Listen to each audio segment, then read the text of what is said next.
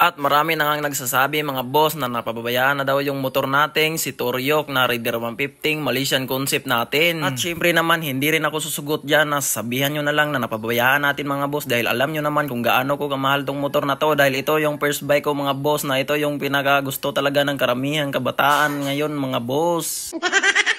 At syempre dahil nagsabi kayo na napabayaan ko, syempre hindi talaga ako susugot dyan mga boss. Kaya for today's video mga boss, samahan nyo ako dahil ito na yung araw na kailan natin babaklasin to. Dahil meron talaga tayong project dito mga boss na sure talaga akong magugustuhan talaga nyo. At sa ditong banda mga boss, hindi ko na pinadugay-dugay talaga mga boss na binaklas ko na nga pala dyan isa-isa yung mga parts niya. Kinuha ko na talaga sa motor. At kung nakabantay yung mga boss na atong ibong kagtalan na atong motor ng mga pisa niya. Kaya tugod ang ripin niya ang chassis ba. Sadyang banda mga boss, inuunti-unti ko na nga tinanggal yung mga ibang parts dyan. Subali nandyan nga pala ako sa harness wire. Tinanggal ko na nga. Dyan na naman yung mga pinakatrabaho talaga ba. Napakakuti-kuti talaga ba. Kung nakabantay mo mga boss na ako lang isa yung magtrabaho kasi wala pa kasi tayong pangsuhol sa iba na tumulong sa atin. Kaya ayan, inusara na lang ako dito sa pagbaklas ng motor ko mga boss. Kaya sobrang hilap talaga ba. At sadyang banda mga boss na ginahinay na akong luwagan yung ating mga makina dyan, ang mga tornilyo yung malalaki dahil tatanggalin kasi natin yan. Iwalay natin dyan sa chassis natin. Siyempre mga boss, pasensya na din sa aking mga salita ba dahil Tagalog at saka Bisaya dahil alam nyo naman yung mga Pinoy pag makaadto ng Manila. Kahit ilang araw lang sa Manila, pag uwi dito sa Negros, Tagalog na. Naku! Gago! At yun mga boss, hindi nagtagal. Naging sensilyo na nga yung motor natin kasi hindi na natin siya maiilan ba. Kasi ayun naging sensilyo na talaga. At ito na nga pala yung makina mga boss. Bali, yan yung ginawa kong stand dyan sa ating chassis. Yung ating makina mga boss, hindi ko na lang yan isasama sa ating pagre-repaint ng chassis. Dahil nga yung makina natin is bagong repaint pa naman yan. Track bed pa nga yung ni-repaint natin yan. Pati yung ating mga parts out, tingnan nyo naman, hindi lang natin yan isasama dahil bagong repaint pa naman yan. Yung bali, re-repaint lang natin yan is yung chassis. Magpalit lang tayo ng kulay dyan. Bago.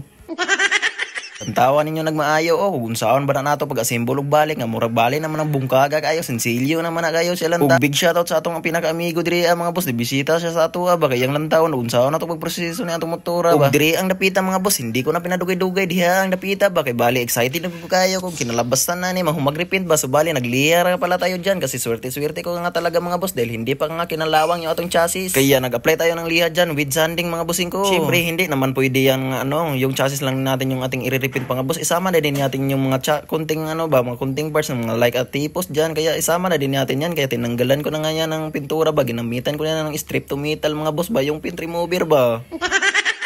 At kung magbalak ko nyo rin mga boss na magre-repaint sa inyong motor katulad nitong mga chassis ng motor, tapos mag-apply kayo ng strip to metal mga boss, kailangan nyo talaga dyan ng magamit yun ng gloves para hindi talaga makapatihan yung inyong mga kamay ba, kasi kapag dumidikit ito sa inyong mga panit mga boss, sobrang katil talaga ito. Kaya tanawin nyo naman ang maigi mga bossing ko kung gaano talaga siya ka-effective ba yung ginamit nating strip to metal na strip sole siya ba. Kaya ayan yung chassis na natin mga bossing binitay ko na. Kaya kung man binitay yan mga bossing ko dahil papatayuin pa kasi natin yan tapos hanginan ba para mamala talaga yung mga tubig tapos nagmimix na ako dito ng pintura na primer. Ang brand pala ng ating primer mga bossing ko dito na kulay gray pala yung kulay niya tapos ang brand niya pala ay Weber lang malakas anak man na. Sheesh! Tapos pagkahuman ko man ang mix ng pintal agad-agad na akong minalas umulan pa nga siya kaya hindi pa natin magpahawid-hawid dyan. Hindi na natin mahawid-hawidan yung ating excited. Kaya bubuga na natin yan kahit maulan. Tingnan nyo naman yung maliliit lang naman yung tulo ng ulan. At syempre hindi nagtagal, nakabuga naman ako yan ng isang coating yan. Kaya pahanginan muna natin para mawala talaga yung mga alikabok ba. Tapos bago tayo magsikan coating ng primer dyan na kulay gray. Marami miss gaya tingnan ba? Anak man na. Sheesh! Ug syempre habang nagpipintura tayo dyan kasi meron mang nagko-comment na po siya shoutout sa atin, shoutout natin yan. Ug syempre ang sabi niya dito, sige idol, gustong gusto ko yung mga content mo.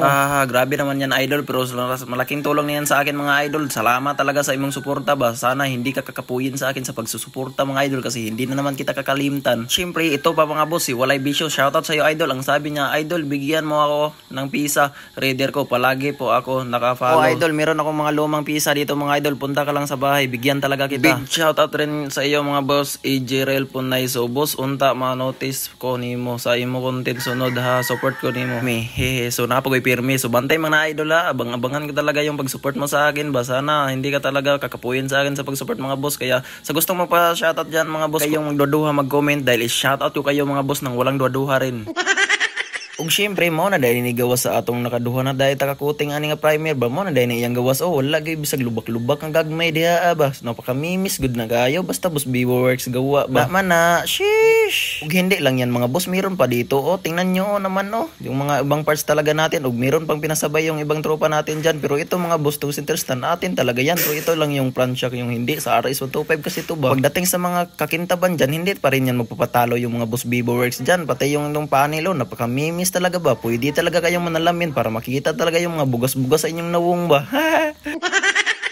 Ay, nandito pala yung dalawang hub. Oh, munti ko nang hindi napakita sa inyo ba. Napaka-mimis pa din yan. Oh, taningan nyo naman. Oh, wala talagang height kunti yan ba. Napaka-miro finish talaga yan ba. At syempre, hindi natin kalimtan yung ating chassis dyan. Ito naman yung pinakamaganda talaga yan. Ug maura to mga boss. Abang-abang na lang sa next video dahil aasimbulin na natin to. Kaya ingat kayo palagi. Salamat sa panonood nyo. Bye-bye!